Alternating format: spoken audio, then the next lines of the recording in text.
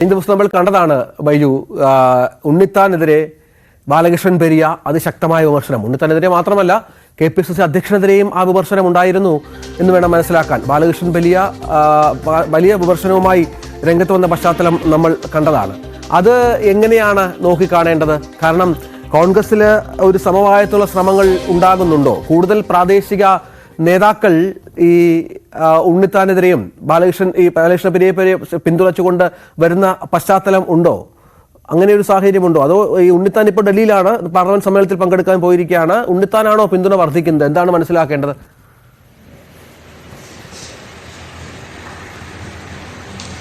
തീർച്ചയായും വളരെ പ്രധാനപ്പെട്ട ഒരു വിഷയമാണ് ഇപ്പോൾ ഈ കാര്യത്തിൽ നടന്നുകൊണ്ടിരിക്കുന്നത്. ഇതിൽ നമുക്ക് ഏറ്റവും ശ്രദ്ധേയമായ കാര്യം ബാലകൃഷ്ണൻ പെരിയയ്ക്ക് ഇത്തരത്തിലുള്ള അനുകൂലമായ സാഹചര്യം ഉണ്ടാകുന്നു എന്നാണ്. ഏതായാലും വൈകാതെ തന്നെ ഈ ആഴ്ച തന്നെ ഇവർ ഒരു വലിയ തോതിലുള്ള കൺവെൻഷൻ വിളിച്ചേർക്കുമെന്നാണ് നമുക്ക് അറിയാൻ സാധിക്കുന്നത്. ഇതിൽ ജില്ലയിലെ പ്രമുഖരായ നേതാക്കൾ ഉൾപ്പെടെ പങ്കെടുക്കുമെന്ന് ബാലകൃഷ്ണൻ വിഭാഗം അവകാശപ്പെടുന്നു. കഴിഞ്ഞ ദിവസമാണ് ബാലകൃഷ്ണനെ അനുകൂലിച്ചുകൊണ്ട് യൂത്ത് കോൺഗ്രസിന്റെ നേതാക്കൾ ഉൾപ്പെടെ പങ്കെടുത്തുകൊണ്ട് പ്രതിഷേധ പ്രകടനം നടത്തിയത്. പന്തം കൊളുത്തി പ്രകടനമായിരുന്നു രാത്രികാലങ്ങളിൽ നടന്നത്. ഇന്നലെ ഉദുമ മണ്ഡലത്തിലെ എല്ലാ പഞ്ചായത്തുകളിലും ബാലകൃഷ്ണനെ അനുകൂലിച്ചുകൊണ്ടുള്ള പ്രകടനം സംഘടിപ്പിച്ചിരുന്നു. എന്തായാലും ഫ്ലക്സ് ബോർഡുകളൊക്കെ ഉയർന്നിരുന്നു ബാലകൃഷ്ണനെ അനുകൂലിച്ചുകൊണ്ട്. ഏതായാലും ഈ കാര്യത്തിൽ ഉണ്ണിത്താൻ യാതൊരു തരത്തിലുള്ള അയവനും ഉണ്ടാകുന്നില്ല എന്നതാണ് ഏറ്റവും ശ്രദ്ധേയം. ഉണ്ണിത്താന്റെ ഇത്തരത്തിലുള്ള നിർബന്ധമാണ് ബാലകൃഷ്ണൻ പെരിയ ഉൾപ്പെടെയുള്ള പ്രധാനപ്പെട്ട നേതാക്കളെ പാർട്ടിയുടെ പ്രാഥമിക അംഗത്വത്തിൽ തന്നെ പുറത്താക്കാൻ ഇടയാക്കിയത്. ഏതായാലും ഈ കാര്യത്തിൽ ഒരു സമവായ ചർച്ച നടക്കുന്നതായി നമുക്ക് സൂചനകൾ ലഭിച്ചിട്ടില്ല. അതിനുമപ്പുറം കൂടുതൽ ബാലകൃഷ്ണൻ പെരിയ ഉൾപ്പെടെയുള്ളവർ കൂടുതലായി ഇത്തരത്തിൽ സ്വാധീനം ചെലുത്തുന്ന ഒരു കാര്യം തന്നെയാണ്. ബാലകൃഷ്ണനെ സംബന്ധിച്ചിടത്തോളം ഈ ഒരുപാട് നേതാക്കൾ, അതായത് നേരത്തെ രാജ്മോഹൻ ഉണ്ണിത്താനോട് അതൃപ്തിയുള്ളവരും ബാലകൃഷ്ണൻ പെരിയ അനുകൂലിക്കുന്നവരും, നമുക്ക് കഴിഞ്ഞ ദിവസങ്ങളിൽ നമ്മൾ റിപ്പോർട്ട് ചെയ്തതാണ്. രാജൻ പെരിയ ഉൾപ്പെടെയുള്ള നേതാക്കൾ ഈ കോൺഗ്രസിന് ചെയ്ത സംഭാവനകൾ, പ്രത്യേകിച്ച് കല്യോട്ട് കൊലപാതകവുമായി ബന്ധപ്പെട്ട് ഇക്കാര്യത്തിൽ നിരവധി കേസുകൾ ഇവർക്കുണ്ട്. ഇവർ സഹോദരങ്ങളാണ്, ബാലകൃഷ്ണൻ പെരിയും രാജൻ പെരിയും. രാജൻ പെരിയ നേരത്തെ മുൻ മണ്ഡലം പ്രസിഡന്റാണ് കോൺഗ്രസിന്റെ പെരിയ.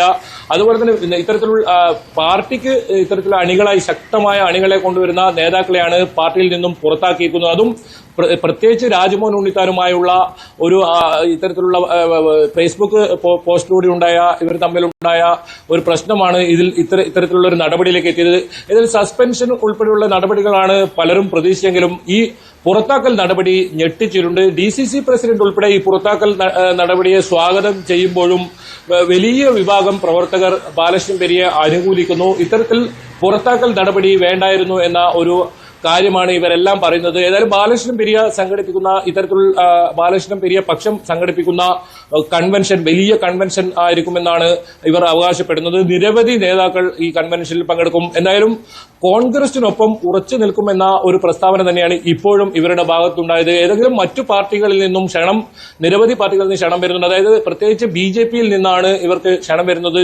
നമുക്ക് മനസ്സിലാക്കാൻ സാധിക്കുന്നത് ശോഭാ സുരേന്ദ്രൻ ഉൾപ്പെടെയുള്ളവർ ഇവരുമായി ചർച്ച നടത്തി. പക്ഷെ തൽക്കാലം ഇപ്പോൾ ഈ കോൺഗ്രസ് പാർട്ടിക്കകത്ത് തന്നെ നിൽക്കും എന്ന ഒരു നിലപാടിലാണ് ബാലകൃഷ്ണൻ പെരിയ ഉൾപ്പെടെയുള്ളവർ ഉള്ളത്. ഏതായാലും ബാലകൃഷ്ണൻ പെരിയക്ക് അനുകൂലിച്ച് നിരവധി പേർ ഇത്തരത്തിൽ കോൺഗ്രസിൽ നിന്നും ഇപ്പോൾ രംഗത്ത് വരുന്നുണ്ട് എന്നത് തന്നെയാണ് പാർട്ടിയെ സംബന്ധിച്ചിടത്തോളം വലിയ തലവേദന ഉണ്ടാക്കുന്നത്.